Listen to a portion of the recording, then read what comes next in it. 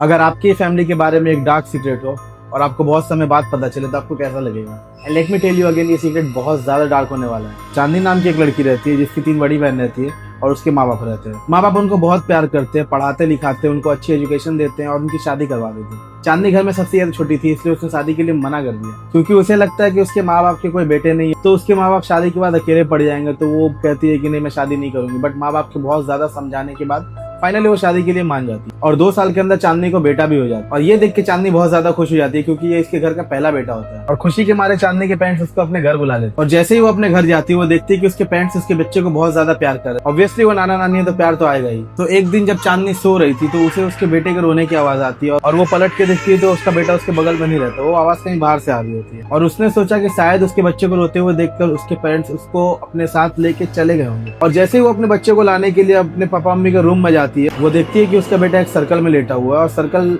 चारों तरफ से मोमबत्तियों से घिरा हुआ है और बहुत ही अजीब मटेरियल से बना हुआ है जिससे काला जादू होता है। चांदनी देखती है कि उसके माँ के हाथ में एक डॉल रहता है, तो वो जैसे ही अपने बेटे को लाने के लिए जाती है उसकी माँ डॉल को बहुत जोर से प्रेस करती है और प्रेस करते उसका बेटा बहुत जोर से रोने लगता है। और ये देखते ही चांदनी बहुत जोर से भागती है अपने बेटे को बचाने के लिए।